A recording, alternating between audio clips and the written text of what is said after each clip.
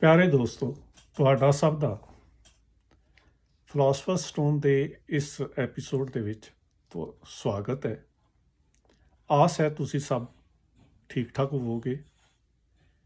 ਅੱਜ ਦੇ ਵਿਸ਼ੇ ਦੇ ਵਿੱਚ ਅਸੀਂ ਜੋ ਟੌਪਿਕ ਲੈ ਰਹੇ ਹਾਂ ਉਹ ਹੈ ਡ੍ਰੀਮਸ। ਬੜਾ ਕਾਮਨ ਵਿਸ਼ਾ ਹੈ ਡ੍ਰੀਮਸ ਦਾ। ਡ੍ਰੀਮਸ ਹਰ ਬੰਦੇ ਨੂੰ ਆਉਂਦੇ ਨੇ। ਉਹ ਗੱਲ ਵੱਖਰੀ ਹੈ ਕਿ ਕਹਿੰਦੇ ਨੇ, ਇਹ ਮਨੋਵਿਗਿਆਨੀਆਂ ਦਾ ਮਤ ਹੈ ਕਿ ਡ੍ਰੀਮਸ ਉਮਰ ਦੇ ਹਿਸਾਬ ਨਾਲ ਜਿਉਂ-ਜਿਉਂ ਉਮਰ ਵੱਧਦੀ ਹੈ ਆਉਂਦੇ ਹੈਗੇ ਨੇ ਡ੍ਰੀਮਸ, ਪਰ ਉਹ ਸਵੇਰ ਚੜ੍ਹਨ ਤੱਕ ਬਹੁਤ ਘੱਟ ਡ੍ਰੀਮਸ ਹੁੰਦੇ ਨੇ ਜਿਹੜੇ ਯਾਦ ਰਹਿ ਜਾਂਦੇ ਨੇ। ਪਰੰਤੂ ਡ੍ਰੀਮਸ ਦੀ ਇੱਕ ਵੱਖਰੀ ਦੁਨੀਆ ਹੈ।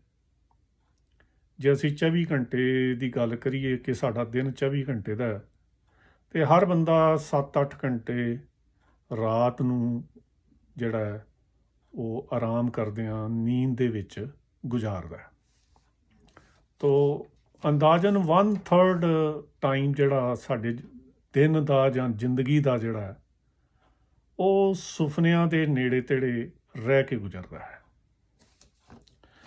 ਸੁਪਨਿਆਂ ਦੇ ਬਾਰੇ ਦਿਲਚਸਪੀ ਮਨੁੱਖ ਦੀ ਜਿਹੜੀ ਹੈ ਉਹ ਸ਼ੁਰੂ ਤੋਂ ਰਹੀ ਹੈ, ਔਰ ਮੇਰਾ ਨਿੱਜੀ ਤੌਰ 'ਤੇ ਇੱਕ ਧਰਮ ਦੇ ਵਿਦਵਾਨ ਦੇ ਤੌਰ 'ਤੇ, ਵਿਦਿਆਰਥੀ ਦੇ ਤੌਰ 'ਤੇ ਮੰਨਣਾ ਹੈ ਕਿ ਜਿਹੜਾ ਧਰਮ ਦਾ ਆਰੰਭ ਹੋਇਆ ਹੈ ਅੱਜ ਤੋਂ, ਭਾਵੇਂ ਉਹ ਲੱਖਾਂ ਸਾਲ ਪਹਿਲਾਂ ਕਹਿ ਲਓ, ਭਾਵੇਂ ਤੁਸੀਂ ਕਰੋੜਾਂ ਸਾਲ ਪਹਿਲਾਂ ਕਹਿ ਲਓ, ਜਦੋਂ ਵੀ ਮਨੁੱਖ ਨੇ ਕਿਤੇ ਧਰਮ ਦੇ ਬਾਰੇ ਕੋਈ ਆਸਥਾ ਦੀ ਗੱਲ ਸੋਚਣੀ ਸ਼ੁਰੂ ਕੀਤੀ ਤਾਂ ਉਹਦੇ ਵਿੱਚ ਸੁਪਨਿਆਂ ਦਾ ਬੜਾ ਅਹਿਮ ਹਿੱਸਾ ਸੀ।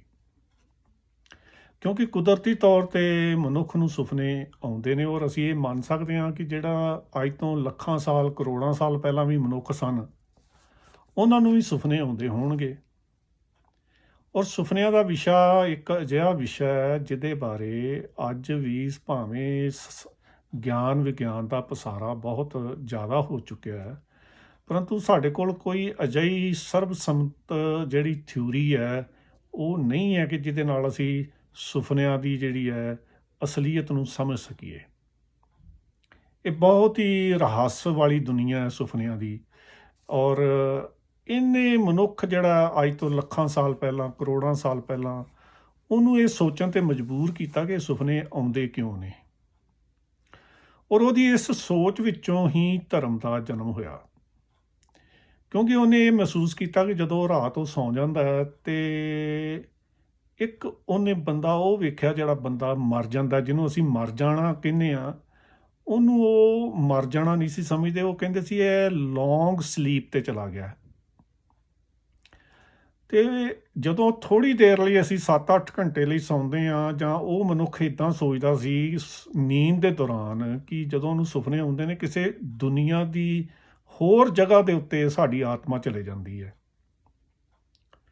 ਅਤੇ ਉਹ ਸਮਝਦੇ ਸੀ ਕਿ ਜਦੋਂ ਬੰਦਾ ਜਿਹੜਾ ਲੌਂਗ ਸਲੀਪ, ਜਿਹਨੂੰ ਅਸੀਂ ਮੌਤ ਕਹਿੰਦੇ ਹਾਂ, ਉਦੋਂ ਵੀ ਉਹ ਪਰਲੋਕ ਵਿੱਚ ਦੂਰ ਚਲਾ ਜਾਂਦਾ ਕਿਤੇ, ਅਤੇ ਉਹਨੇ ਆਉਣਾ ਜ਼ਰੂਰ ਹੁੰਦਾ ਵਾਪਸ, ਜਿਹਦੇ ਕਰਕੇ ਪੁਰਾਣੇ ਸਮੇਂ ਦੇ ਵਿੱਚ ਇਹ ਵਿਸ਼ਵਾਸ ਬਣ ਗਿਆ ਕਿ ਮੰਮੀਆਂ ਨੂੰ ਸੰਭਾਲਿਆ ਜਾਂਦਾ ਸੀ।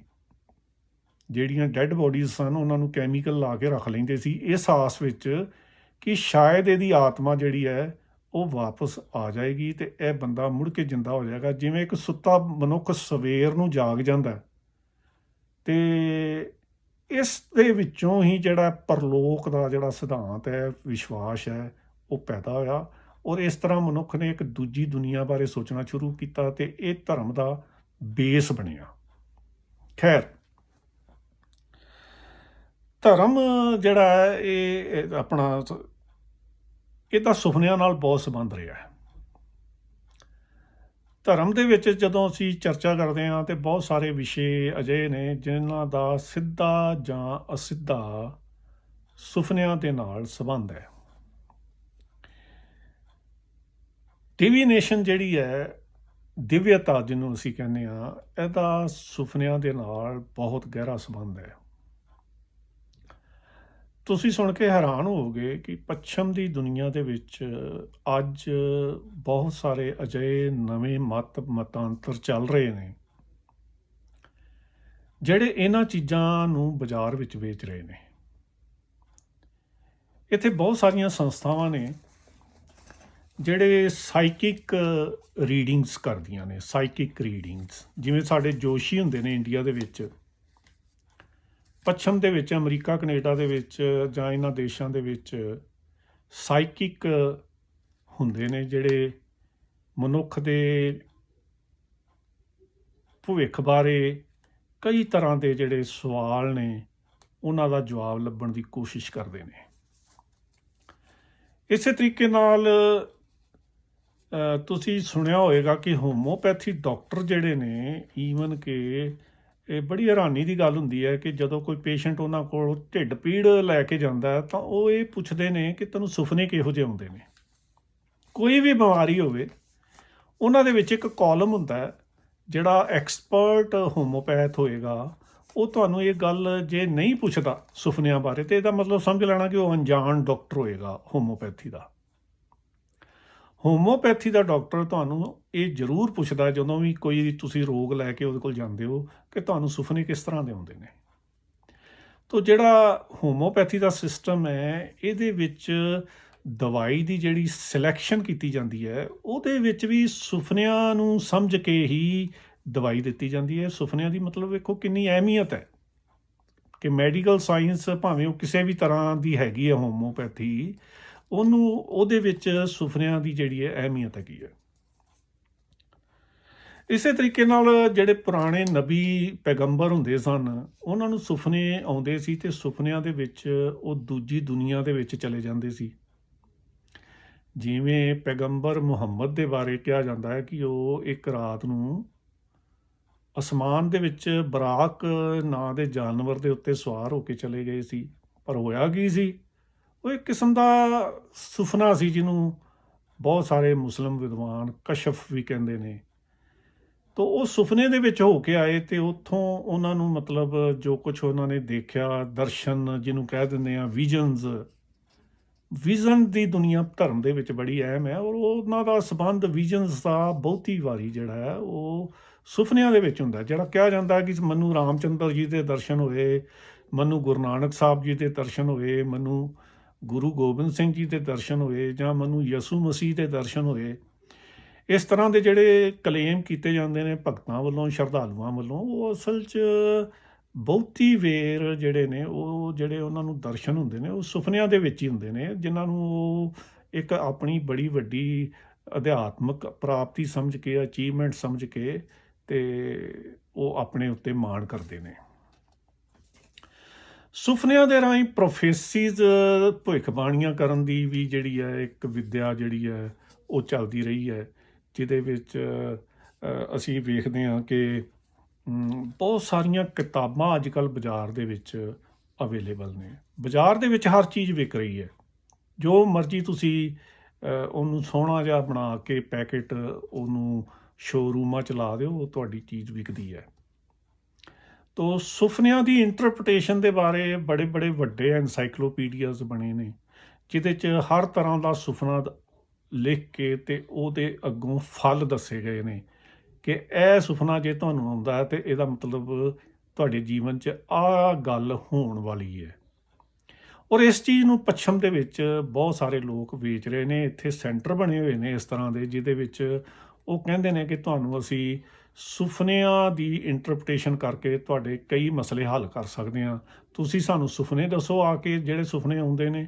ਪਰੰਤੂ ਵੇਖੋ ਬਹੁਤੇ ਲੋਕਾਂ ਨੂੰ ਤੇ ਸੁਪਨੇ ਦਿਨ ਚੜ੍ਹਦਿਆਂ ਨੂੰ ਭੁੱਲ ਜਾਂਦੇ ਨੇ, ਪਰੰਤੂ ਉਹਨਾਂ ਦੇ ਕੋਲ ਇੱਕ ਸਿਸਟਮ ਹੈ। ਬਹੁਤ ਸਾਰੇ ਲੋਕ ਉਹਨਾਂ ਦੇ ਕੋਲ ਜਾਂਦੇ ਆ, ਉਹਨਾਂ ਦੀਆਂ ਵੱਡੀਆਂ ਫੀਸਾਂ ਨੇ ਔਰ ਉਹਨਾਂ ਨੂੰ ਉਹ ਫੀਸਾਂ ਦੇ ਕੇ ਆਪਣੇ ਸੁਪਨੇ ਸੁਣਾਉਂਦੇ ਆ ਔਰ ਉਹ ਫਿਰ ਉਹਨਾਂ ਨੂੰ ਉਹਨਾਂ ਦੇ ਬਾਰੇ ਭਵਿੱਖ ਫਲ ਜਿਹੜਾ ਉਹਦੇ ਤੋਂ ਬਣਾ ਕੇ ਦੱਸਦੇ ਨੇ ਕਿ ਤੁਹਾਡਾ ਭਵਿੱਖ ਇਸ ਤਰ੍ਹਾਂ ਦਾ ਹੈ ਕਿ ਤੁਹਾਨੂੰ ਇਹ ਸੁਪਨੇ ਆ ਰਹੇ ਨੇ। ਤੋ ਬਹੁਤ ਸਾਰੇ ਸੁਪਨਿਆਂ ਦੇ ਵਿੱਚ ਕਿਹਾ ਜਾਂਦਾ ਕਿ ਤੁਹਾਨੂੰ ਜਿਹੜਾ ਉਹ ਕੁਝ ਰਹੱਸਮਈ ਪੈਰਾਨੋਰਮਲ ਸੂਚਨਾਵਾਂ ਮਿਲਦੀਆਂ ਨੇ। ਬਹੁਤ ਸਾਰੇ ਸੁਪਨਿਆਂ ਨੂੰ ਦੇ ਬਾਰੇ ਕਿਹਾ ਗਿਆ ਕਿ ਉਹ ਆਉਣ ਵਾਲੇ ਕਿਸੇ ਚੰਗੇ ਪੱਖ ਤੋਂ ਵੀ ਹੋ ਸਕਦੇ ਨੇ ਤੇ ਕਿਸੇ ਬੁਰੇ ਪੱਖ ਤੋਂ ਵੀ ਹੋ ਸਕਦੇ ਨੇ। ਉਹ ਤੁਹਾਨੂੰ ਚੇਤਾਵਨੀ ਮਿਲ ਰਹੀ ਹੁੰਦੀ ਹੈ। ਫਾਰ ਐਗਜ਼ਾਮਪਲ, ਕੁਝ ਖਾਸ ਤਰ੍ਹਾਂ ਦੇ ਸੁਪਨਿਆਂ ਨੂੰ ਮੰਨਿਆ ਗਿਆ ਹੈ। ਹਰ ਤਰ੍ਹਾਂ ਦਾ ਜਿਹੜਾ ਸਾਡਾ ਲੋਕ ਗਿਆਨ ਹੈ, ਸੱਭਿਆਚਾਰ ਹੈ, ਉਹਦੇ ਵਿੱਚ ਇਸ ਤਰ੍ਹਾਂ ਦੇ ਵਿਸ਼ਵਾਸ ਹੁੰਦੇ ਨੇ ਕਿ ਜੇ ਤੁਹਾਨੂੰ ਇਸ ਤਰ੍ਹਾਂ ਦਾ ਸੁਪਨਾ ਆਉਂਦਾ ਹੈ ਤੇ ਇਹਦਾ ਮਤਲਬ ਇਹ ਹੈ। ਇਹਦੇ ਉੱਤੇ ਇੱਕ ਜਨਰਲਾਈਜ਼ ਸਾਰੀ ਦੁਨੀਆ ਦੇ ਵਿੱਚ ਜਿਹੜੇ ਕੁਝ ਸੁਪਨਿਆਂ ਨੂੰ ਕੀਤਾ ਗਿਆ ਔਰ ਇਹ ਮੰਨਿਆ ਗਿਆ ਕਿ ਤੁਹਾਨੂੰ ਜੇ ਇਸ ਖਾਸ ਤਰ੍ਹਾਂ ਦੇ ਸੁਪਨੇ ਆਉਂਦੇ ਆ ਤੇ ਤੁਹਾਨੂੰ ਕੋਈ ਗੰਭੀਰ ਬਿਮਾਰੀ ਜਿਹੜੀ ਹੈ ਉਹ ਲੱਗਣ ਵਾਲੀ ਹੈ ਤੇ ਤੁਹਾਨੂੰ ਹੁਣ ਤੋਂ ਸੰਭਲ ਜਾਣਾ ਚਾਹੀਦਾ ਹੈ। ਇਸੇ ਤਰੀਕੇ ਨਾਲ ਕੁਝ ਸੁਪਨੇ ਕਹਿੰਦੇ ਨੇ ਕਿ ਤੁਹਾਨੂੰ ਮੌਤ ਦੇ ਲਈ ਤਿਆਰ ਕਰਨ ਲਈ ਵੀ ਹੁੰਦੇ ਨੇ, ਕਿ ਉਹ ਤੁਹਾਨੂੰ ਤਿਆਰ ਕਰ ਰਹੇ ਹੁੰਦੇ ਨੇ ਕਿ ਤੁਹਾਡੀ ਹੁਣ ਮੌਤ ਹੋ ਜਾਣੀ ਹੈ ਤੇ ਤੁਹਾਨੂੰ ਹੌਲੀ ਹੌਲੀ ਜਿਹੜਾ ਹੈ ਆਪਣੀ ਕਿਸ ਤਰ੍ਹਾਂ ਦੀ ਤਿਆਰੀ ਮੌਤ ਵਾਸਤੇ ਕਰਨੀ ਚਾਹੀਦੀ ਹੈ। ਕੁਝ ਸੁਪਨਿਆਂ ਦੇ ਵਿੱਚ ਕਿਹਾ ਜਾਂਦਾ ਹੈ ਕਿ ਤੁਹਾਨੂੰ ਕੁਝ ਚੀਜ਼ਾਂ ਸਿੰਬਲਸ ਦੇ ਰੂਪ ਵਿੱਚ ਨਜ਼ਰ ਆਉਂਦੀਆਂ ਨੇ। ਮੰਨ ਲਓ ਤੁਹਾਨੂੰ ਇੱਕ ਓਂਕਾਰ ਜਿਹੜਾ ਹੈ ਉਹ ਬਹੁਤ ਜ਼ਿਆਦਾ ਨਜ਼ਰ ਆਉਂਦਾ ਹੈ ਸੁਪਨੇ ਦੇ ਵਿੱਚ, ਤਾਂ ਇਹਦਾ ਮਤਲਬ ਇਹ ਹੈ ਕਿ ਤੁਹਾਨੂੰ ਜਿਹੜੀ ਹੈ ਕੋਈ ਦੈਵੀ ਕਿਰਪਾ ਜਿਹੜੀ ਹੈ ਤੁਹਾਡੇ ਉੱਤੇ ਹੋਣ ਦੀ ਸੰਭਾਵਨਾ ਬਣ ਰਹੀ ਹੈ।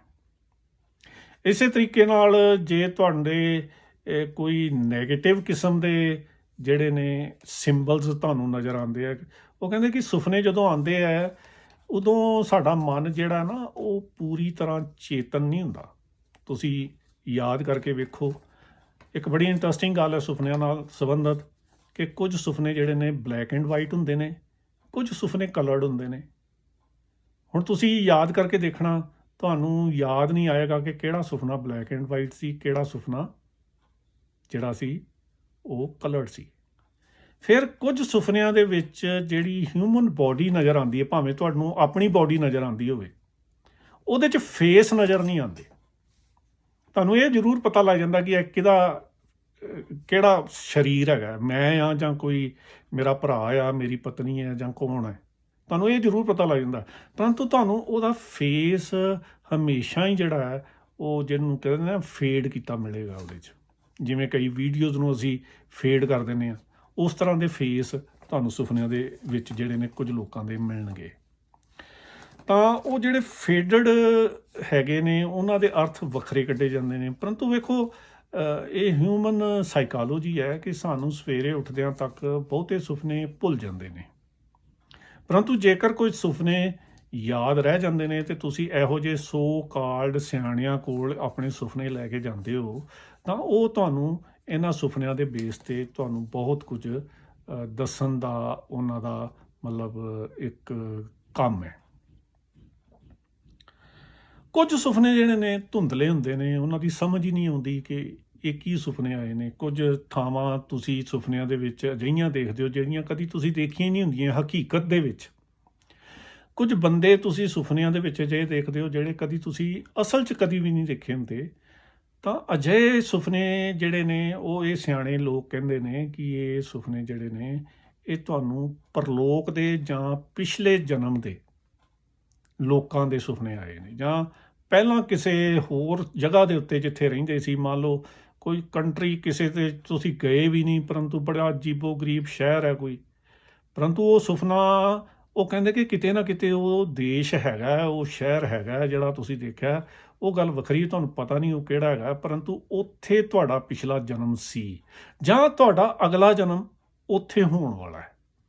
ਇਸ ਤਰ੍ਹਾਂ ਦੇ ਜਿਹੜੇ ਕਈ ਗੱਲਾਂ ਜਿਹੜੀਆਂ ਨੇ ਉਹ ਪ੍ਰਚਾਰੀਆਂ ਜਾਂਦੀਆਂ ਨੇ।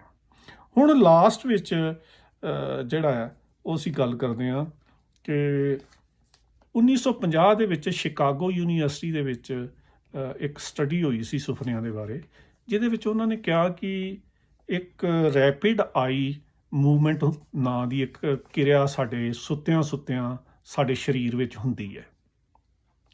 ਮੰਨ ਲਓ ਸਾਡੀ 6 ਘੰਟੇ ਦੀ ਨੀਂਦ ਹੈ, ਤਾਂ ਉਹ ਕਹਿੰਦੇ ਸੀ ਕਿ ਇਹ 6 ਘੰਟੇ ਦੀ ਨੀਂਦ ਨੂੰ ਉਹਨਾਂ ਨੇ ਡਿਵਾਈਡ ਕੀਤਾ ਸੀ ਲਗਭਗ 60 ਤੋਂ ਲੈ ਕੇ 90 ਮਿੰਟਾਂ ਤੱਕ ਇੱਕ ਉਹਦਾ ਪੀਰੀਅਡ ਬਣਾਇਆ ਸੀ।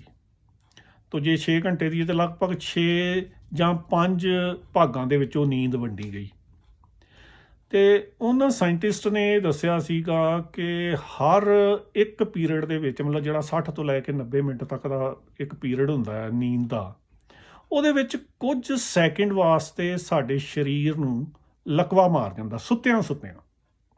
ਇਹ ਬੜੀ ਅਜੀਬ ਕਿਰਿਆ ਹੈ ਕਿ ਜਿਹੜੀ ਸੁੱਤਿਆਂ ਸੁੱਤਿਆਂ ਜਿਹੜੀ ਹੈ, ਤੁਸੀਂ ਕਈ ਵਾਰੀ ਘਰ ਵਿੱਚ ਜੇਕਰ ਕੋਈ ਕੁੱਤਾ ਰੱਖਿਆ ਹੋਵੇ ਤਾਂ ਤੁਸੀਂ ਦੇਖਿਆ ਹੋਣਾ, ਉਹ ਕਈ ਵਾਰੀ ਕੁੱਤਾ ਸੁੱਤਾ ਸੁੱਤਾ ਇੱਕਦਮ ਕੰਬਣ ਲੱਗ ਜਾਂਦਾ, ਹਾਲਾਂਕਿ ਉਹ ਜਾਗਦਾ ਨਹੀਂ ਹੁੰਦਾ, ਉਹ ਸੁੱਤਾ ਸੁੱਤਾ ਕੰਬਦਾ। ਔਰ ਇਸੇ ਤਰੀਕੇ ਨਾਲ ਕਦੇ ਕਦੇ ਜੇ ਤੁਸੀਂ ਛੋਟੇ ਬੱਚੇ ਨੂੰ ਧਿਆਨ ਨਾਲ ਦੇਖੋ ਸੁੱਤੇ ਪਏ ਨੂੰ, ਤਾਂ ਉਹ ਕਈ ਵਾਰੀ ਤੁਹਾਨੂੰ ਲੱਗਦਾ ਕਿ ਸ਼ਾਇਦ ਉਹ ਡਰ ਗਿਆ ਸੁੱਤਾ ਸੁੱਤਾ, ਪਰ ਨਹੀਂ। ਇਹ ਉਹਨਾਂ ਨੇ ਵਿਗਿਆਨੀਆਂ ਨੇ ਇਹ ਦੱਸਿਆ ਕਿ ਜਿਹੜਾ 60 ਤੋਂ ਲੈ ਕੇ 90 ਮਿੰਟ ਤੱਕ ਸਮਾਂ ਹੁੰਦਾ ਨੀਂਦ ਦੇ ਵਿੱਚ, ਇਹਦੇ ਵਿੱਚ ਕੁਝ ਸੈਕਿੰਡ ਵਾਸਤੇ ਸਾਡਾ ਸਰੀਰ ਜਿਹੜਾ ਉਹਨੂੰ ਲਕਵਾ ਮਾਰ ਜਾਂਦਾ। ਔਰ ਇਹ ਸੁਪਨਾ ਜਿਹੜਾ ਉਸ ਪੀਰੀਅਡ ਦੇ ਵਿੱਚ ਆਉਂਦਾ ਜਿਹਨੂੰ REM ਕਹਿੰਦੇ ਆ। ਤੇ ਦੂਜੀ ਗੱਲ ਇਹਦੇ ਬਾਰੇ ਜਿਹੜੀ ਸਟੱਡੀ ਕੀਤੀ, ਜਿਹੜੀ ਮੈਨੂੰ ਪਰਸਨਲੀ ਬਹੁਤ ਸਹੀ ਲੱਗਦੀ ਹੈ, ਉਹ ਹੈ ਕਾਰਲ ਜੁੰਗ ਦੀ। ਇਹ ਇੱਕ ਸਾਈਕੋਲੋਜਿਸਟ ਸੀ। ਸਾਈਕੋਲੋਜਿਸਟ ਦੇ ਨਾਤੇ ਇਹਨੇ ਦੱਸਿਆ ਕਿ ਜਿਹੜੇ ਸੁਪਨੇ ਨੇ ਇਹ ਸਾਡੇ ਅਨਕੌਂਸ਼ੀਅਸ ਮਾਈਂਡ, ਜਿਹੜਾ ਪਰਸਨਲ ਅਨਕੌਂਸ਼ੀਅਸ ਮਾਈਂਡ ਅਤੇ ਜਿਹੜਾ ਕੋਲੈਕਟਿਵ ਅਨਕੌਂਸ਼ੀਅਸ ਮਾਈਂਡ ਹੈ, ਉਹਨੂੰ ਰਿਪਰਜੈਂਟ ਕਰਦੇ ਨੇ। ਇਹ ਵਿਸਥਾਰ ਵਾਲਾ ਵਿਸ਼ਾ ਹੈ, ਇਹਦੇ ਉੱਤੇ ਫੇਰ ਵੀ ਅਸੀਂ ਕੋਈ ਵੀਡੀਓ ਜ਼ਰੂਰ ਪਾਵਾਂਗੇ। ਅੱਜ ਵਾਸਤੇ ਇੰਨਾ ਹੀ। ਅਸੀਂ ਆਸ ਕਰਦੇ ਹਾਂ ਤੁਸੀਂ ਚੈਨਲ ਸਬਸਕ੍ਰਾਈਬ ਕਰੋਗੇ ਤਾਂ ਜੋ ਇਹ ਗਿਆਨ ਵਿਗਿਆਨ ਦਾ ਜਿਹੜਾ ਅਸੀਂ ਕੰਮ ਆਰੰਭ ਕੀਤਾ ਇਹ ਜਾਰੀ ਰਹੇ। Thank you.